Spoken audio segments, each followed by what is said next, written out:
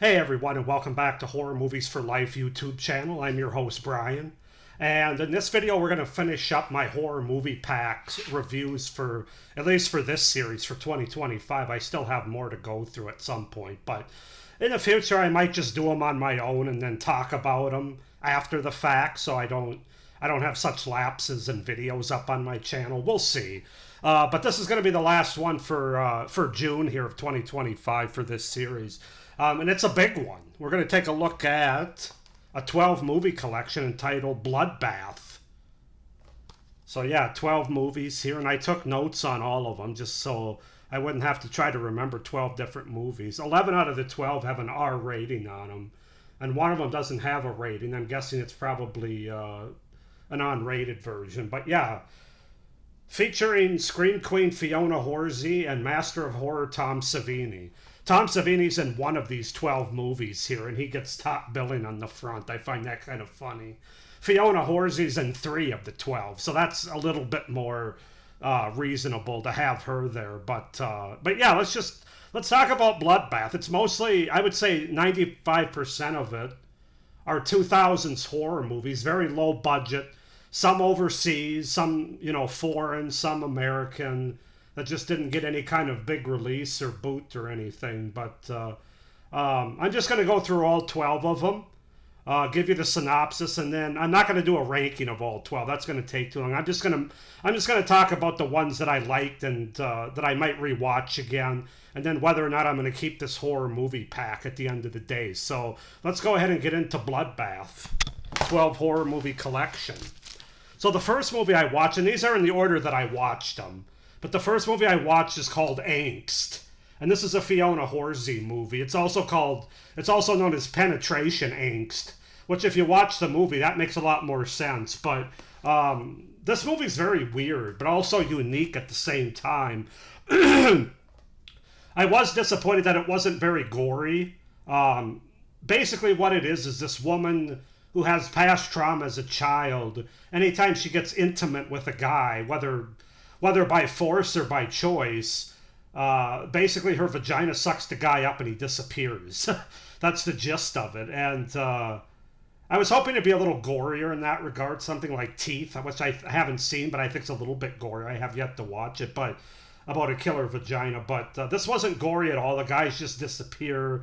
I did think it was an interesting way for a character to face past trauma, and it does have quite a bit of nudity in it, for whatever that's worth, including like Siamese twin, not Siamese twins, cats, but like what do you call those twin women that are stuck together? I forget the word for it. Conjoined twins.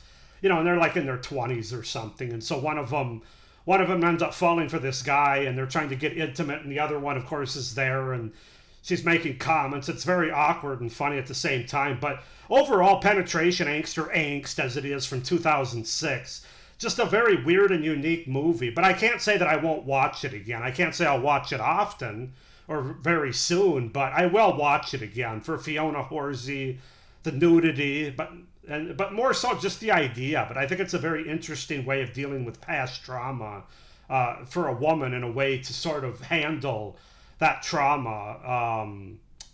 So yeah, I don't want to say too much else about it, but Angst from 2006. The next one I watched was called A Brush with Death from 2006 as well. This movie's completely forgettable, badly acted, badly paced, contrived, and illogical. Actually, I guess I am talking about the movies as I go through them. Oh well, that's working for me. Needless to say, so far, Angst is a rewatch. A Brush with Death is not. These are all very low budget. Most of them shot on video. Even if it's digital video, you can tell that they're shot on a form of video and not film. I should mention that. I think maybe one or two might be on film. I might be wrong about that, but even if they are, it's very cheap film as well. So, again, all low budget movies. That's why they threw all 12 of them on this horror movie pack. The next movie I watched was called Harvest of Fear from either 2004 or 2005. This one. Uh,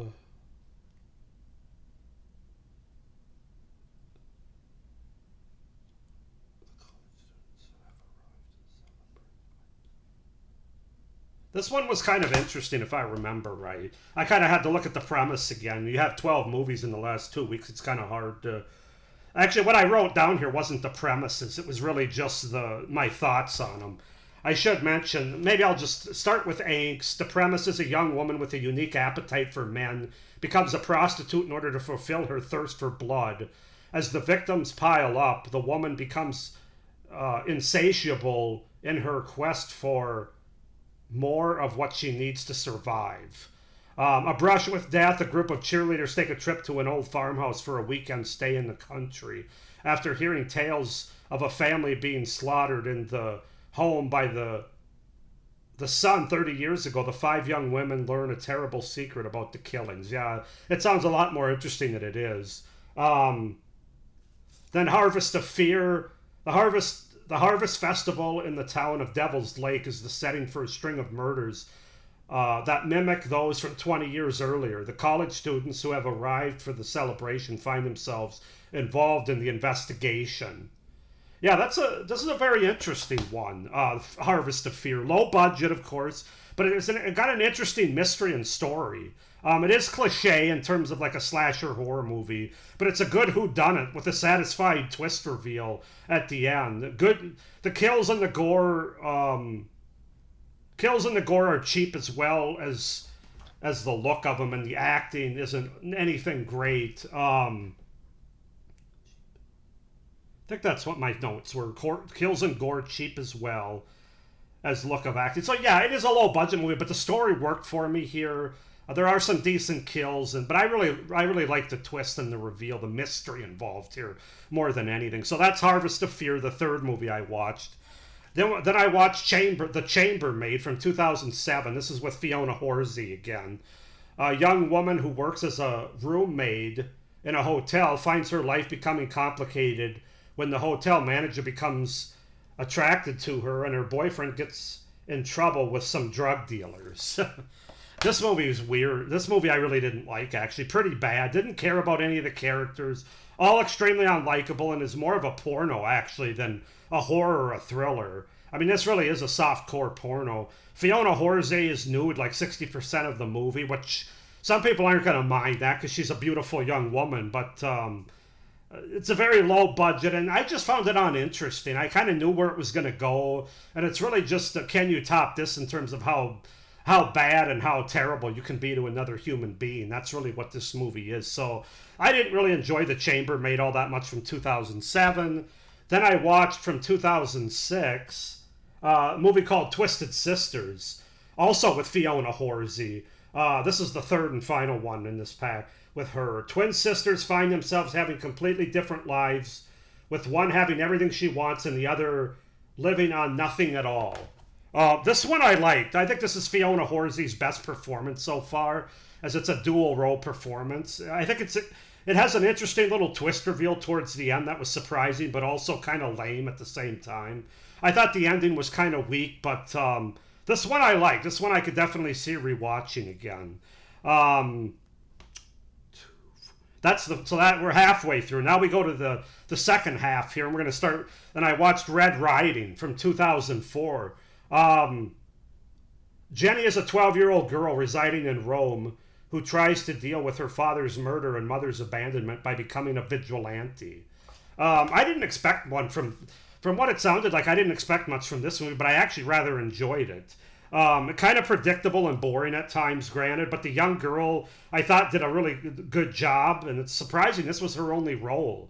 This was her only starring role in a movie, so that kind of surprised me. Had some good gore and kills in the movie. It's a very, very unique slasher take involving morale and justice and vigilantism. And while some of the twists don't work, and some of it I saw coming, I'm not going to give too much away as far as the vigilantism goes, but it's good. I would rewatch Red Riding again. I really would. Or Red Riding Hood, I should say. I just called it Red Riding. It's Red Riding Hood. It's a very weird and unique take on the Red Riding Hood story with the big bad wolf and all that. So yeah. Let's see. Next, I watched from 2008. I watched a movie called, where the hell is it now? Death on Demand from 2008.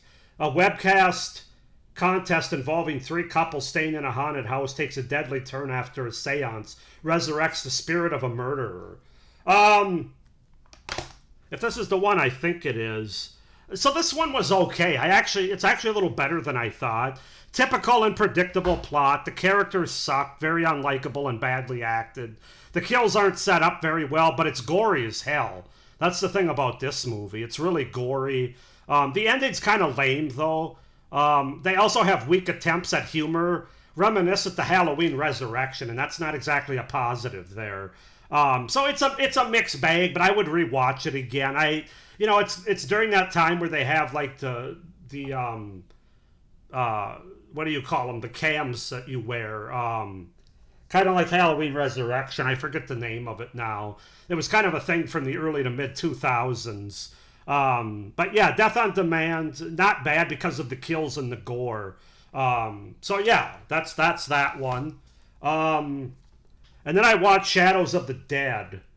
A couple looking for a romantic weekend getaway instead find a horrific nightmare when they arrive at their woodland retreat. Their discovery of a body is the start down a path leading to terror and death. This one wasn't really a horror movie. It's very slow, almost more of a drama / love story than horror. It does have a good outdoor setting. Good makeup and facial look effects to it. Makeup effects. But overall, the movie kind of looks rough. As far as the film goes, it looks bad. Again, very low budget. I just wasn't all that interested in it. Basically something happens to this couple that's kind of in the... They get they kind of get a virus, let's just say. And they're slowly dying unless they do something that they don't really want to do. And it's a lot of talking and it's a lot of telling each other how much they love them and, those kind of things. So I don't necessarily see myself rewatching this one, Shadows of the Dead. Then we will go to 2003 and I watched the Haunting of Rebecca Verlaine, also known as Garden of Love. Let's see. What's the premise here? The sole survivor of a commune massacre is taken in by her aunt and uncle after she recovers. Having no memory of the horror she suffered, the young woman grows up trying to live a normal life. Ultimately, this normal life is short-lived. Yeah, this one I liked for one big reason. It's gory as fuck, man.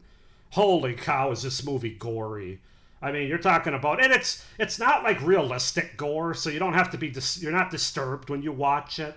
When it comes to gore, you kind of have your over-the-top splatterfest gore like Terrifier and the original The Evil Dead. And this movie's more in the vein of that. And then you have your very realistic gore, which is not as fun to watch. At least not for me. But yeah, this movie, great gore effects. The story has been done before. The twists were fairly predictable. But it does have an interesting blend of creepy humor injected into the movie that actually worked for me. It is rough around the edges, though. But I thought the look, the acting, and the characters were pretty decent in this movie.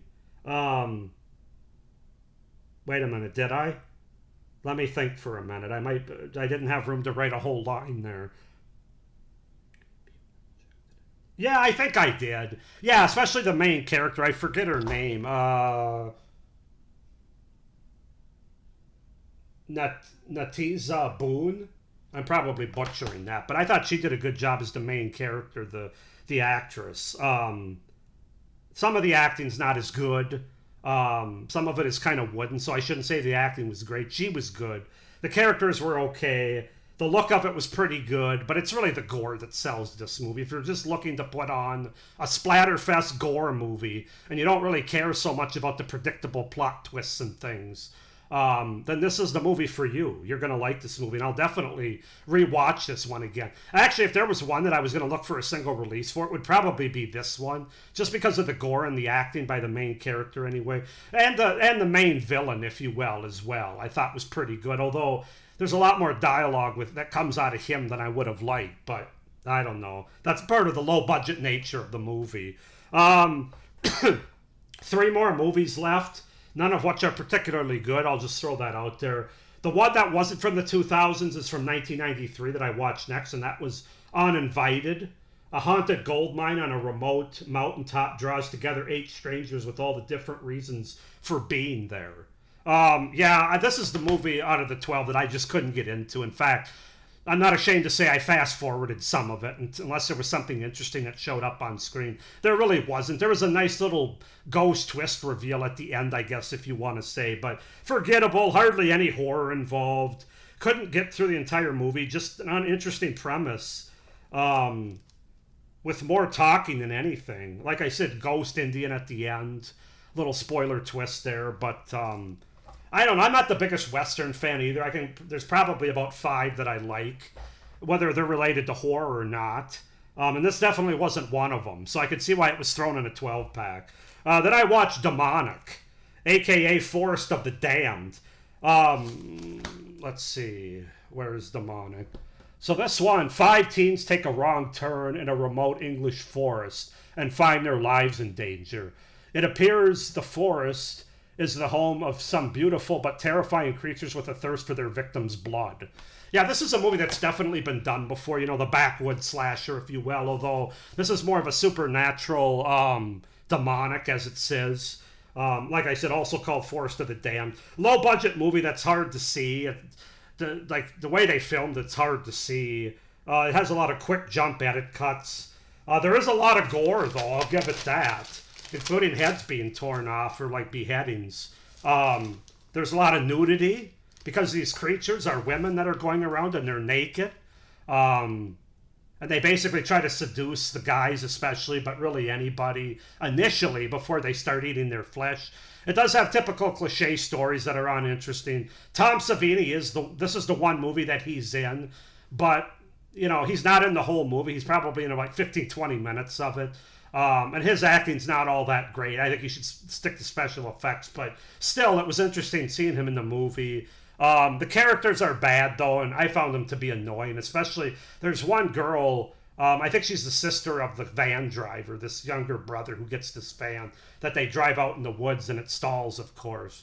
Her sister, God, I wanted her to be the first one to die. I thought the main character girl, I thought she was fine. There wasn't much to the character, but there's a nice little twist at the end, which I'm not going to say is impossible to see coming, but it kind of worked for the movie. So yeah, I would rewatch this one again because of the gore, because of the nudity, just some of the things like that in it. But that's that one. And then the final movie that I watched was Hallowed from 2006, and let's see. Witnessing the murder of his mother at the hands of his father causes 10-year-old Gabriel to lose his sanity and be institutionalized. 20 years later, he's out to seek revenge. This movie was forgettable. There's some gore in it, I'll say, but the characters are not developed or interesting at all. It's basically a fanatic religious slasher. You have this kid who grows up to be a guy that witnesses his mother's murder, and he feels like he's doing God's will by killing people. One of those. I just didn't care about him or any of the other characters that he killed.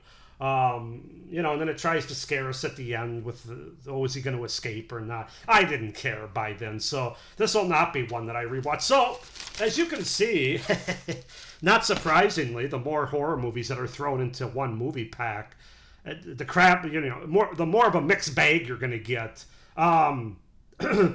But that's Bloodbath, which that title's also kind of, well, it's probably justified because of some of the movies I talked about with the gore, but there's also movies that don't have gore in here. It's clear they just threw 12 movies together, whether they were from overseas and in America, whatever, mostly from the 2000s that were low budget, never got a push or a release or anything like that.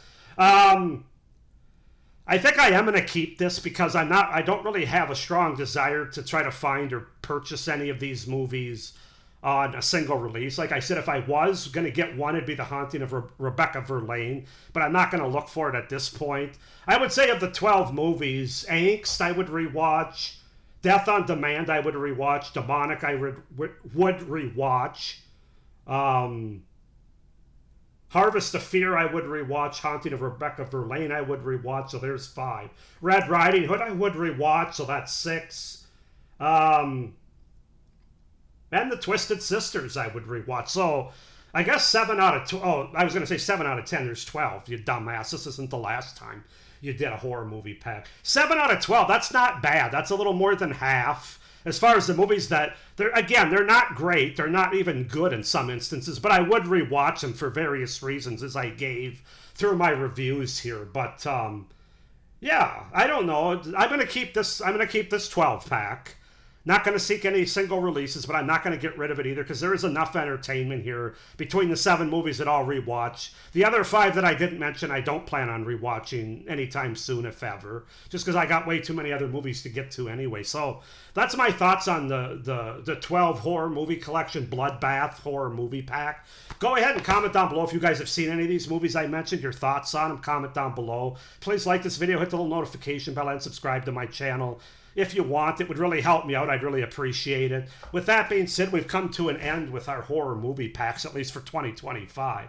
I still have a shit ton to go through in future years, but I need a break from it at the same time because trying to watch 10 or 12 movies within 10 days, especially when they're not very good movies, is it's a challenge. It's a challenge. So, but anyway, with that being said, stay tuned for my horror anthology series that you guys picked on my channel. That'll be coming up in a few days, and I'll have a little short intro video for that, probably around the 1st of July. So with that being said, thanks for watching. Hope everybody's doing well, enjoying your summer, but as always, stay scared. Bye.